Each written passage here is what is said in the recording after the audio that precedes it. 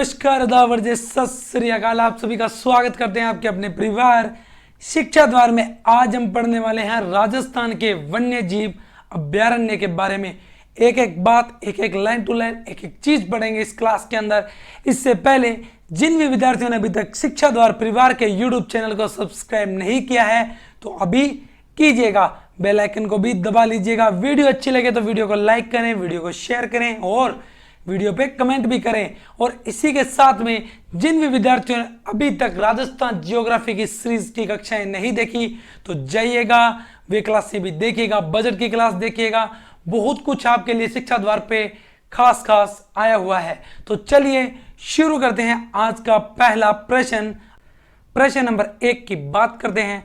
राजस्थान में कितने वन्य जीव अभ्यारण्य हैं? 26, 27, 31, 33। तो बताइए जी कितने हैं? तो याद रखिएगा कितने हैं? 27। और थोड़ी सी बातें और कर लेते हैं। देखो वन्य जीव अभ्यारण्य कितने? 27। टाइगर रिजर्व कितने? 4। चौथा भी बना है कब? 21 जून 2021 को। कौन सा? रामगढ़, विषधारी, बूंदी। बहुत बार एग्जाम में आ चुका है ये। मृगवन 7। कंजर्वेशन क्षेत्र कितने? 14। जंतुआलय 5। रामसर स्थल कितने? 2। केवलादेव घना पक्षी विहार और सांबर झील। केवलादेव घना पक्षी विहार इसको विश्व धरोहर सूची में कब शामिल किया गया? तो 1 अक्टूबर 1983 को। और सांबर झील को कब किया गया? 23 मार्च 1990 को। अखेट निषेध क्षेत्र की बात करते हैं तो वो कितने हैं? 33। कितने हैं? 33। उसके बाद बात करते हैं राष्ट्रीय उद्यान कितने? 3। एक बात याद रखिएगा, राष्ट्रीय उद्यान का जो संरक्षण का कार्य है वो करता है हमारा केंद्र सरकार, और अभ्यारण्य, अखेट निषेध क्षेत्र, जंतुआलय, इनका कार्य कौन करेगा? हमारी राज्य सरकार। बात करते हैं राष्ट्रीय उद्यान कितने? 3। कौन सा? रणथंभौर 1 नंबर पे। कहां पे है? सवाई माधोपुर में 1 नवंबर 1980 को। केवलादेव भरतपुर में 27 अगस्त 1981। मुकुंदरा हिल्स, कोटा, चित्तौड़गढ़, झालावाड़ 9 जनवरी 2012 को। डायरेक्ट डेट पूछी जाती है एग्जाम में और बहुत से एग्जाम में पूछी भी गई है। अगला प्रश्न देखिए। हाल ही में राजस्थान के किस वन्य जीव अभ्यारण्य को राज्य का चौथा बाघ संरक्षित क्षेत्र अनुमोदित किया गया है? तो बताइए जी कौन सा? इसका मतलब इससे पहले 3 और है। तो हमारा पहला टाइगर रिजर्व कौन सा है? रणथंभौर। कौन सा? रणथंभौर। दूसरे की बात करते हैं तो दूसरा कौन सा है? हमारा सरिस्का। तीसरे की बात करें तो कौन सा है? मुकुंदरा हिल्स। और चौथा हमारा कौन सा बना? रामगढ़ विषधारी। कब बना? अभी बात करके आए 21 जून 2021 को। तो हमारा चौथा पूछा है तो चौथा कौन सा हुआ? रामगढ़ विषधारी। चलते हैं अगले प्रश्न की ओर। निम्नलिखित में से राजस्थान के राष्ट्रीय उद्यान है कौन से हैं? बताइए। मुकुंदरा हिल्स, रणथंभौर, केवलादेव घना पक्षी विहार, नेशनल चंबल सेंचुरी। हम बात करते हैं चुके हैं इससे पहले कितने? 3 राष्ट्रीय उद्यान है। कौन कौन से? मुकुंदरा हिल्स, रणथंभौर और केवलादेव। तो हमारे प्रश्न का उत्तर होगा 1, 2 और 3। तो देखिए 2, 3, 4 नहीं, 1, 2, 3 बिल्कुल यही हमारे प्रश्न का उत्तर होगा। थोड़ी सी बात कर लेते हैं रणथंभौर के बारे में। रणथंभौर राष्ट्रीय उद्यान राजस्थान का प्रथम राष्ट्रीय उद्यान। क्षेत्रफल कितना? 282.03 वर्ग किलोमीटर। अभ्यारण्य का दर्जा कब दिया गया? 1955 में। राष्ट्रीय उद्यान कब बनाया गया? इसे 1 नवंबर 1980 को। राजस्थान का प्रथम राष्ट्रीय उद्यान है ये। टाइगर परियोजना कब? 1 अप्रैल 1973 से। राजस्थान की सबसे छोटी परियोजना यहाँ पे है टाइगर वाली। कहाँ पे? रणथंभौर में। इसे कहते हैं बाघों की शरण स्थली, बाघों का घर, टाइगर लैंड। सवाई माधोपुर में चंबल व बनास नदी के संगम पर ये है। उसके बाद बात करते हैं केवलादेव राष्ट्रीय उद्यान की। राजस्थान का प्रथम पक्षी उद्यान। अभ्यारण्य का दर्जा 1956 को। राष्ट्रीय उद्यान की बात करते हैं तो 27 अगस्त 1981 को। क्षेत्रफल की बात करें तो 28.73 वर्ग किलोमीटर। यहाँ रामसर स्थल में शामिल किया गया है, विश्व धरोहर में शामिल किया गया है। इसे पक्षियों का स्वर्ग भी कहते हैं। यहाँ साइबेरियन सार्स भी आते हैं। यह स्वर्णिम त्रिकोण पर स्थित है। स्वर्णिम त्रिकोण कहां से कहां तक? दिल्ली से जयपुर, जयपुर से आगरा। तो ये इसके अंदर स्वर्णिम त्रिकोण पर स्थित है, गंभीरी व बाणगंगा नदियों के संगम पर। उसके बाद बात करते हैं मुकुंदरा हिल्स के बारे में। कोटा, चित्तौड़गढ़, झालावाड़ में है। राष्ट्रीय उद्यान का दर्जा कब मिला? 9 जनवरी 2012 को। टाइगर परियोजना 11 अप्रैल 2013 से राजस्थान की तीसरी टाइगर परियोजना। क्षेत्रफल कितना 199.55 वर्ग किलोमीटर। इसके अंतर्गत 3 अभ्यारण्य आते हैं, कौन कौन से देख लो।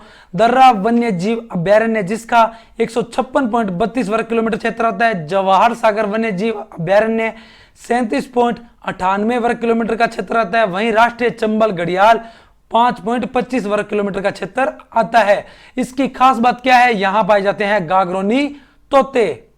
प्रश्न नंबर 4 को देखिएगा, राजस्थान का कौन सा राष्ट्रीय उद्यान क्षेत्रफल में सबसे बड़ा है। बिल्कुल अभी हम पीछे ये बात करके आ चुके हैं, कौन सा है, जिसकी है 282.03। तो वह कौन सा था, सरिस्का था, नहीं रणथंभौर, बिल्कुल सही। राष्ट्रीय मरु उद्यान भी नहीं, मुकुंदरा। राष्ट्रीय उद्यान की बात हो रही है, ना कि अभ्यारण्य की। अभ्यारण्य की बात होती थी, हम करते हैं राष्ट्रीय मरु उद्यान। अगला प्रश्न देखिए, राजस्थान का प्रथम राष्ट्रीय उद्यान कौन सा है। बताइए भी, प्रथम राष्ट्रीय उद्यान कौन सा है। तो यार अपनों ने ये बात भी अपने पढ़ी थी, कौन सा है, रणथंभौर। प्रश्न नंबर 6 की बात करते हैं, इंडिया इको डेवलपमेंट कार्यक्रम कौन से राष्ट्रीय उद्यान वन्यजीव अभ्यारण्य में क्रियान्वित किया गया है। ये कब किया गया है, किसमें किया गया है, तो बताइए किसमें किया है। केवलादेव राष्ट्रीय उद्यान, रणथंभौर राष्ट्रीय उद्यान, कुंभलगढ़ वन्यजीव अभ्यारण्य व सरिस्का वन्यजीव अभ्यारण्य किसमें किया गया है। तो बताइएगा किसमें किया गया है, तो यह किया गया है रणथंभौर राष्ट्रीय उद्यान में। अगला प्रश्न, कौन से राष्ट्रीय उद्यान अभ्यारण्य को विश्व प्राकृतिक धरोहर के नाम से जाना जाता है। यह वाली बात भी अपने कर चुके हैं, किसको, केवलादेव राष्ट्रीय उद्यान को। तो रणथंभौर नहीं, 2 नंबर ऑप्शन हमारा इसका उत्तर बिल्कुल सही होगा। अगली बात करते हैं, राजस्थान में विधि द्वारा संरक्षित तथा विश्व धरोहर में शामिल अद्वितीय पक्षी संरक्षण स्थल है।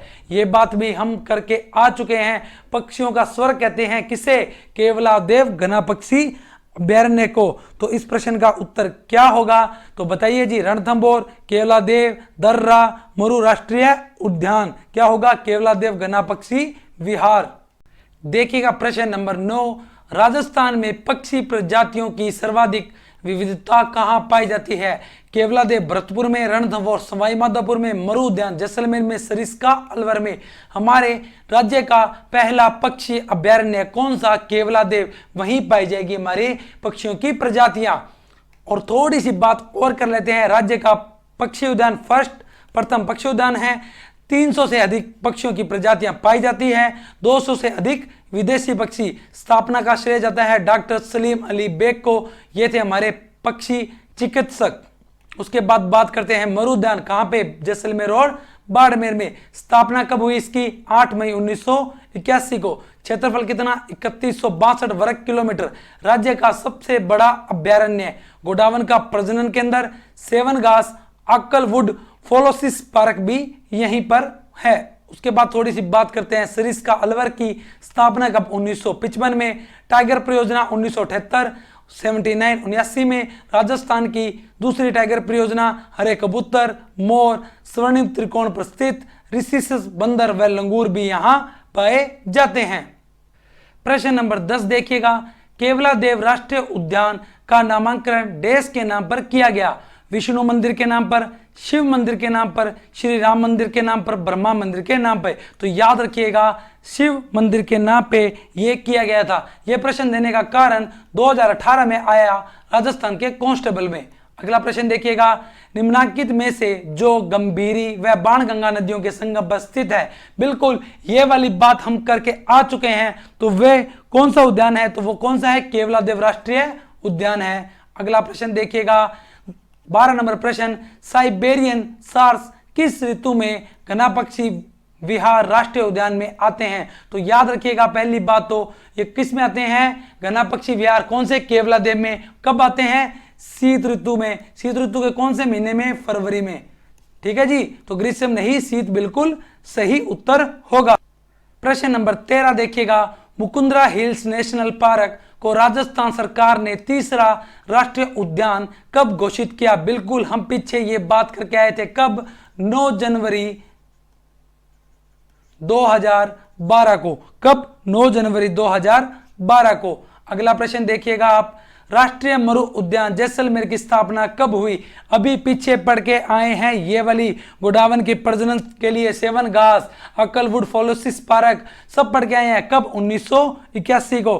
तारीख क्या थी? 8 मई 1981। ये वाली बात भी हम करके आए हैं। उसके बाद देखिए, राष्ट्रीय मरु उद्यान को किस नाम से भी जाना जाता है? वनस्पति पार्क, वन्य जीव उद्यान, घास क्षेत्र पार्क, जीवाश्म पार्क। बिल्कुल, इसे जीवाश्म पार्क के नाम से भी जाना जाता है। प्रश्न नंबर 16 की बात कर लेते हैं। निम्न में से कौन सा जयपुर का प्रथम डेजर्ट पार्क है? बताइए जी, कौन सा है? किशन बाग, हरी बाग, राम बाग, लक्ष्मण बाग। याद रखिएगा, वीडियो का एग्जाम हुआ था प्री का, ये प्रश्न हूबहू आया था। कहां पे है? जयपुर में है। जयपुर में नगर कौन सा? विद्याधर। कौन सा नगर? विद्याधर नगर में। कहां पे? विद्याधर नगर में है। अगर इस डेजर्ट की बात करें तो इस कितना फैला है? 64.30 हेक्टेयर में इसका क्षेत्रफल है। ये 64.30 हेक्टेयर। तो कौन सा है प्रथम डेजर्ट पार्क? किशन बाग। कौन सा? किशन बाग। याद रखिएगा। प्रश्न नंबर 17 की ओर चलते हैं। प्रश्न नंबर 17 की बात करते हैं। निम्नलिखित जोड़ों में से कौन सा सुमेलित नहीं है? सज्जनगढ़, उदयपुर, रणथंभौर, सवाई माधोपुर, सरिस्का, अलवर, रामसागर, कोटा। तो याद रखिएगा, सज्जनगढ़ उदयपुर में है, इस चीज की फुल गारंटी है। रणथंभौर, सवाई माधोपुर बिल्कुल मैं आपको बता चुका हूं। सरिस्का अलवर में है, रामसागर कोटा में नहीं है। तो गलत कौन सा हुआ? यही हमारा गलत है। थोड़ी सी बातें और कर लो उदयपुर के अभ्यारण्य पे। सज्जनगढ़ कब अभ्यारण्य का दर्जा मिला? 1987 में। राज्य का दूसरा सबसे छोटा अभ्यारण्य। राज्य का दूसरा सबसे छोटा अभ्यारण्य, तो इसका मतलब फर्स्ट भी होगा। तो फर्स्ट कौन सा है? सरिस्का। कौन सा? सरिस्का है। कौन सा? सरिस्का है, जिसको अभ्यारण्य का दर्जा मिला 26 जून 2012 को। 26 जून 2012 को। राज्य का सबसे छोटा अभ्यारण्य कौन सा? सरिस्का है। राज्य का दूसरा सबसे छोटा अभ्यारण्य सज्जनगढ़। अभ्यारण्य का दर्जा कब मिला? 1987 में। उसके बाद बात करते हैं फुलवारी की नाल की। 1983 में इसको मिला अभ्यारण्य का दर्जा। सोम, वाकल, मानसी नदियों का उद्गम। यहां पे है देश का पहला ह्यूमन एंटोनमी पार्क। क्या है देश का पहला? Human anatomy park. उसके बाद बात करते हैं जैसमंद की। 1955 में मिला इसको अभ्यारण्य का दर्जा। इसको कहते हैं शॉर्ट में जलचरों की बस्ती। क्या कहते हैं? जलचरों की बस्ती। इसी के साथ याद रखना, केसरबाग अभ्यारण्य, रामसागर अभ्यारण्य, वन विहार अभ्यारण्य कहां पे? धौलपुर में। अभ्यारण्य का दर्जा 1955 में। ये वाली बातें भी आपको याद होनी चाहिए। देखिएगा आज का हमारा प्रश्न नंबर 18। राजस्थान का एकमात्र अभ्यारण्य जहां उड़न गिलहरियां देखी जा सकती है।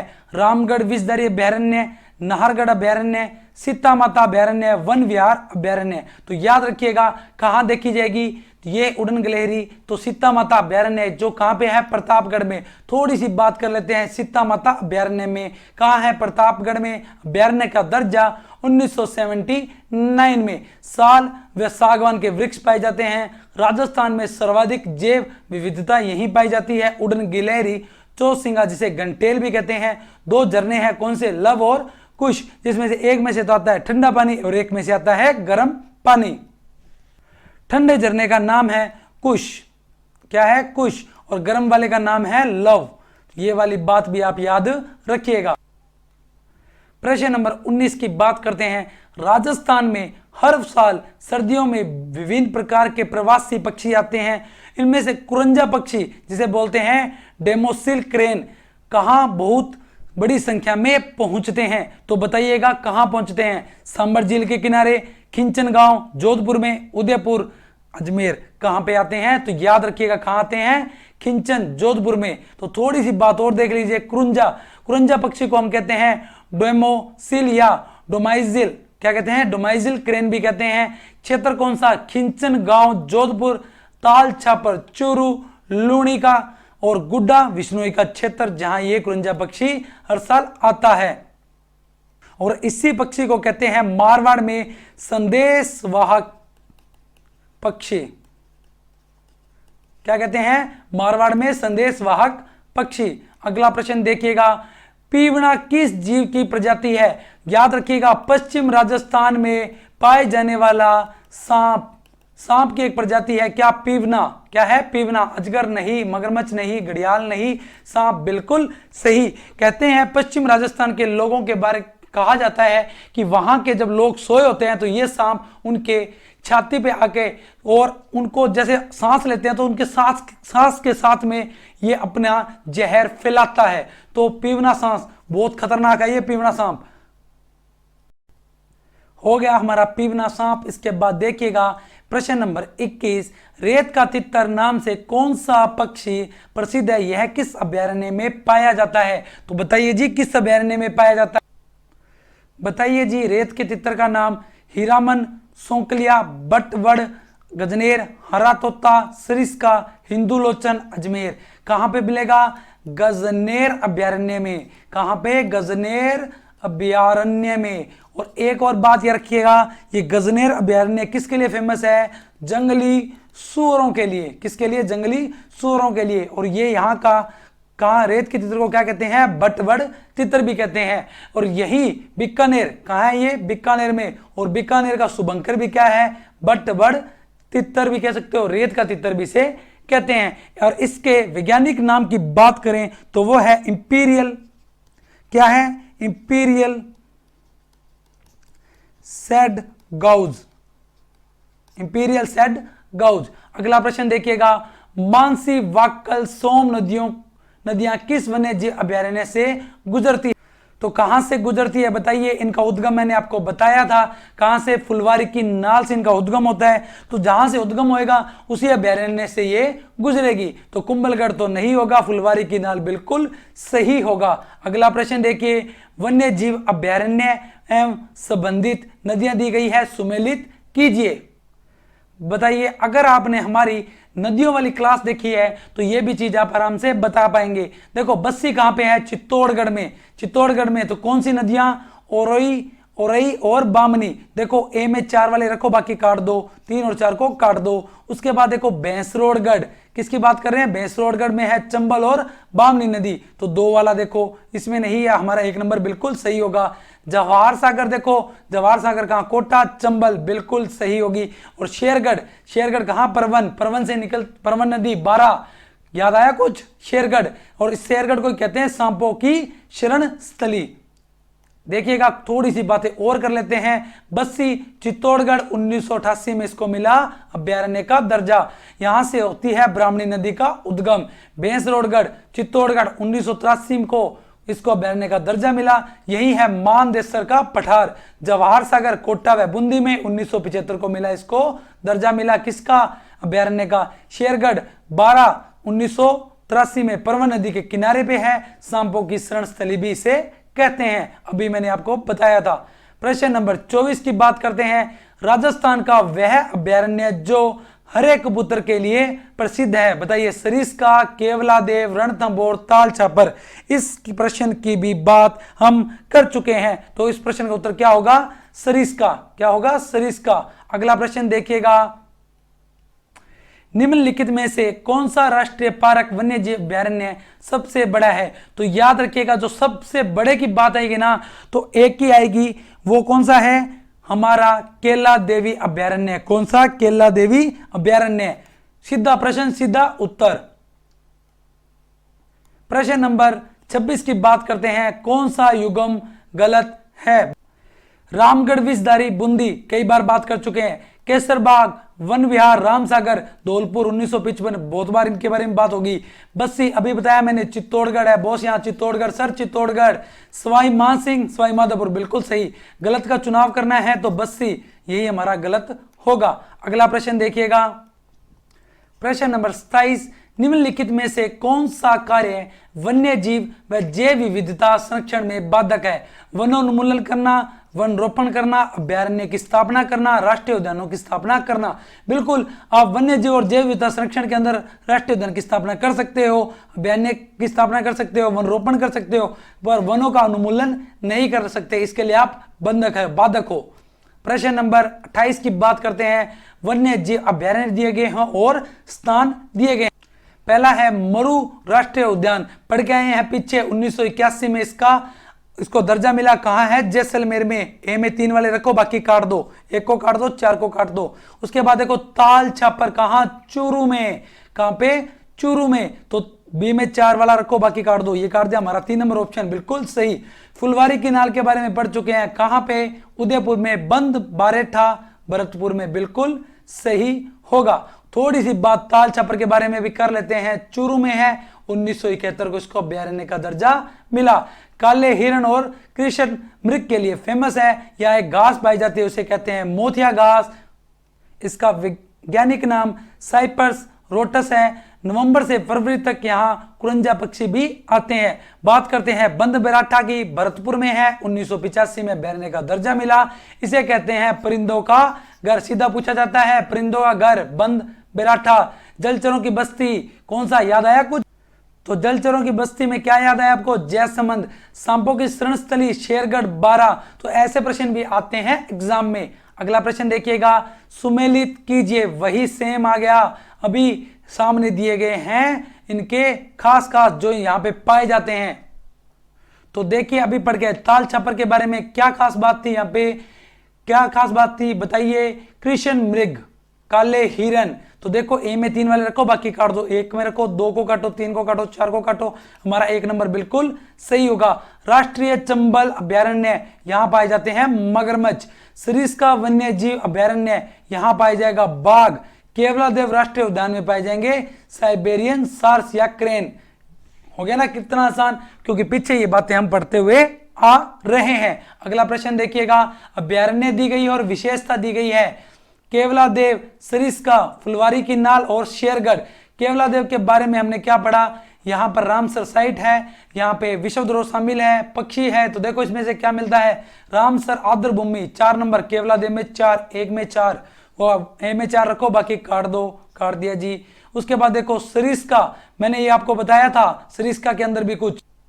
सरिस्का के बारे में हमने क्या पढ़ा था? रिसिसिस बंदर और लंगूर। तो देखो बी में 3 वाला रखो, बी में 3 दोनों में है जी, बिल्कुल। फुलवारी की नाल, फुलवारी की नाल से मानसी, सोम, वाकल नदियों का उद्गम और प्रवाह है। तो 3 रखो भी ठीक है। 3 में, सी में 2, बिल्कुल 1 में नहीं है, 2 में है। और शेरगढ़ सांपों की शरण स्थली। सारी चीजें मैं आपको बता चुका हूं, एक एक लाइन टू लाइन। अगला प्रश्न देखिए, भारत में वन्य जीव संरक्षण अधिनियम किस वर्ष में लागू किया गया था? बताइए जी, किस वर्ष में लागू किया गया था? 1962, 1970, 1982, 1972। याद रखिएगा कब किया गया था? 1972 में। कुछ बातें और देख लीजिएगा। वन्य जीव संरक्षण की दृष्टि से वन्य जीव संरक्षण अधिनियम कब लिया गया? 1972 में। 42वें संविधान संशोधन के तहत ये किसका विषय है? समवर्ती सूची का विषय है। उसके बाद देखो राष्ट्रीय उद्यान भारत सरकार के अंडर में, अभ्यारण्य राज्य सरकार के, अकेट निषेध क्षेत्र भी राज्य सरकार के अंडर में काम करेंगे। अगले प्रश्न की ओर चलते हैं। देखिए हमारा प्रश्न नंबर 32, वन विभाग राजस्थान ने गोडावण के अंडे सेने की कृत्रिम विधि हेतु निम्न में से जिस संस्था के सहयोग से करार किया है वह है, कौन सी है? Wild life institute of India Dehradun, Bombay natural history society Mumbai, bird conservation society नई दिल्ली और world wide fund for nature Switzerland. किसके साथ किया है? तो वह किया है wild life institute of India Dehradun के साथ में। अगला प्रश्न देखिएगा, फिर से आपके सामने सुमेलित कीजिए वाला प्रश्न आ गया। बार बार ये प्रश्न आ रहा है, इसका मतलब कि एग्जाम में ऐसे ही प्रश्न आ रहे हैं। जहां तक मुझे याद आ रहा है ये पटवार के एग्जाम में इस बार आया था। तो देख लीजिए, बंद बारेठा कहां पे? भरतपुर में। बिल्कुल हम ये बात कर चुके हैं। तो 3 नंबर वाले रखो, बाकी काट दो, काट दिया जी। सर 1 में 3 है, तो 3 नंबर में ही 3 है। उसके बाद देखो सीता माता अभ्यारण्य कहां पे? सीता माता चित्तौड़। आप कहोगे सर सीता माता तो आपने प्रतापगढ़ में बताया, बिल्कुल। तो कुछ हिस्सा, थोड़ा सा हिस्सा इसका चित्तौड़ में भी पड़ता है। उसके बाद देख लीजिए नाहरगढ़ कहां? जयपुर में। फुलवारी की नाल की बात करें तो कहां पे है? उदयपुर में। तो हमारा उत्तर होगा 3 नंबर। एक बात और देख लीजिए नाहरगढ़ के संबंध में, तो इसको कहां पे है? जयपुर में है। दर्जा कब मिला? 1980 को।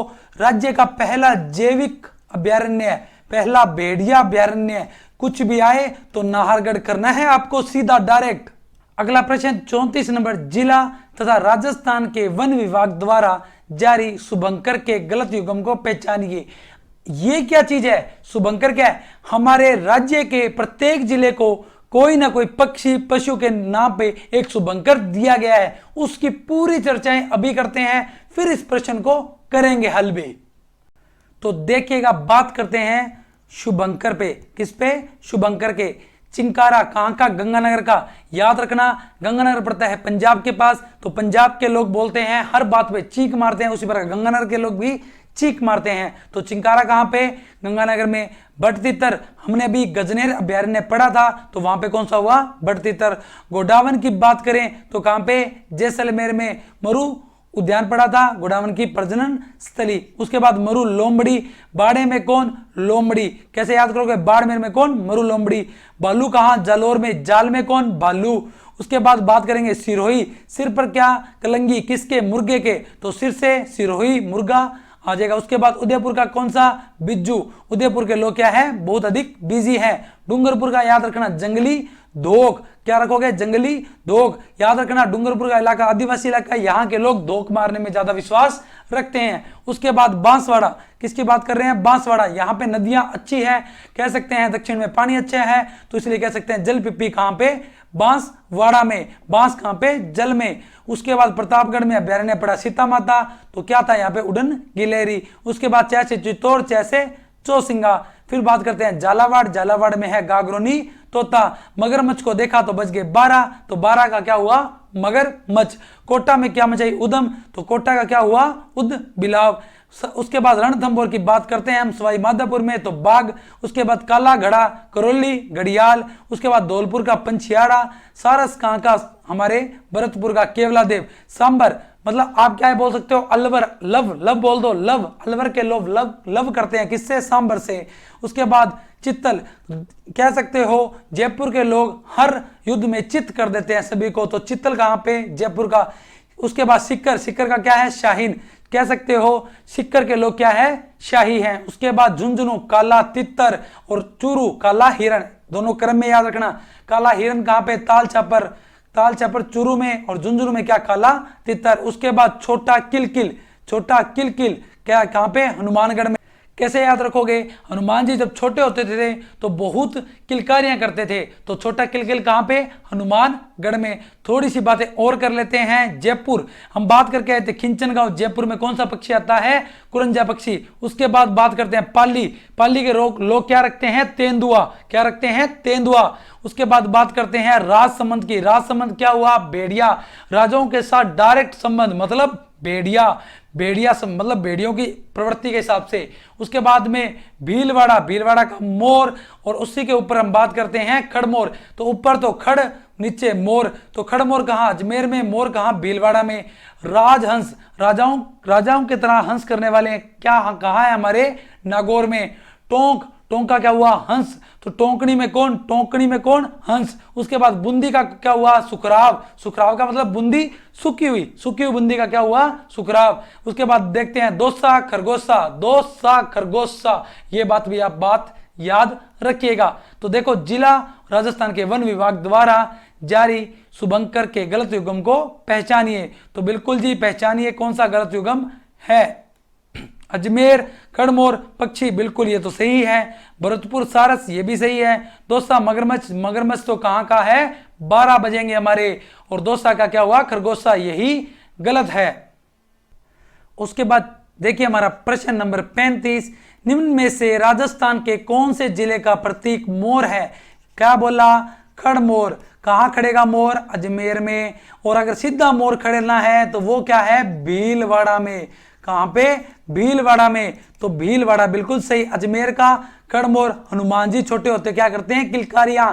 तो हनुमानगढ़ का क्या हुआ? छोटा किलकिल। दोसा खरगोशा, ये वाली बात भी हम पढ़ चुके हैं। अगला प्रश्न देखिए, संकटग्रस्त पादपों के नाम सूचीबद्ध किए जाते हैं। नीले आंकड़ों की पुस्तिका में, हरे आंकड़ों की पुस्तिका में, लाल आंकड़ों की पुस्तिका में और पीले आंकड़ों की पुस्तिका में। तो याद रखिएगा किसमें, लाल आंकड़ों की पुस्तिका में। थोड़ी सी इन पुस्तिकाओं पे भी बात कर लेते हैं।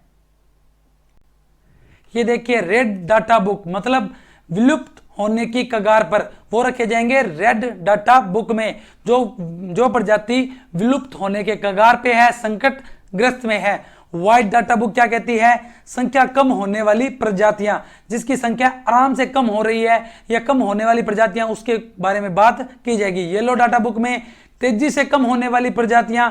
ब्राउन डाटा बुक में संदेह है कि कम हो रही है संख्या। ग्रीन डाटा बुक में संख्याओं में वृद्धि वाली प्रजातियां। तो ये वाली भी बातें आपको पता होना चाहिए। रेड हाई अलर्ट, याद रखना। व्हाइट धीरे धीरे शांति का प्रतीक। येलो तेजी से। ब्राउन संदेह है। ग्रीन हमारी वृद्धि हो रही है। अगला प्रश्न देखिए, प्रश्न नंबर 37। संरक्षित क्षेत्र स्थान सुमेलित नहीं है। देखो हमारे कितने संरक्षित क्षेत्र हैं, कंजर्वेशन क्षेत्र है 14। तो थोड़ी सी उनके बारे में बात करते हैं, फिर इस प्रश्न को करेंगे। देखिए राजस्थान के कंजर्वेशन क्षेत्र कितने, 14। कुल क्षेत्रफल कितना है इनका, 564.693 वर्ग किलोमीटर। तो कौन सा है, बिसलपुर टोंक पहला। कौन सा, बिसलपुर टोंक। दूसरा जोहड़बीड़ 2008 में बना, ये भी बीकानेर में है। सुंदा माता जालोर 2008 में जालोर और सिरोही में। गुड्डा विष्णुयन कहाँ, जोधपुर में। सकंबरी सिक्कर व झुंझुनू में आता है। गोंगेलाव नागौर में। बीड़ झुंझुनू झुंझुनू में। रोटू नागौर में। ये प्रश्न दोनों RS में आए थे। उमेदगंज पक्षी विहार कोटा में। जवाई बांध लेपड़वाला पाली में। उसके बाद बंसियाल खेतड़ी झुंझुनू में। बांसियाल खेतड़ी जो हमारा है बागौर में, झुंझुनू में। उसके बाद जवाई बांध लेपड़ 2, ये कहां पे, पाली में। और जो भी लेटेस्ट है हमारा मनसा माता 2019 झुंझुनू में। एक बार ये वाली चीजें आप पढ़ लेना, एग्जाम में पूछ सकते हैं कौन सा है कौन सा नहीं है। तो देखिए हमारे प्रश्न क्या कह रहा है इसके आगे। रोड टू नागौर, बिल्कुल हम ये पढ़ के आए थे। उमेदगंज की बात करें तो अजमेर बिल्कुल भी नहीं। उमेदगंज तो कहां है, कोटा में। बीड़ झुंझुनू बिल्कुल सही। गुड्डा विष्णुयन कहां, जोधपुर में। ये रोटू नागौर कब, 2012 में। उमेदगंज वाला भी 2012, बीड़ झुंझुनू भी 2012 और गुड्डा विष्णुयन 2011। ये वाला प्रश्न भी हो चुका है। अगला देखो, गोंगेलाव संरक्षित क्षेत्र किस जिले में स्थित है। RS का प्रश्न था ये वाला। देखो ये प्रश्न आते हैं, RS का प्रश्न था पाली, चूरू, नागौर, जालोर। बताइए जी कहां है गोंगेलाव। तो गोंगेलाव हमारा है नागौर में। कब बना, 2012 में। तो उम्मीद करता हूं यहां तक सब कुछ आपको समझ में आया होगा। अगला प्रश्न देखो, निम्नलिखित में से कौन सा कंजर्वेशन रिजर्व संरक्षित क्षेत्र नहीं है। तो उमेदगंज पक्षी विहार ये तो है कोटा में। सकंबरी ये भी है सिक्कर और झुंझुनू में। माचिया सफारी ये नहीं है, तो हमने नहीं देखना था, तो ये नहीं है। सुंदा माता जालोर में ये भी है।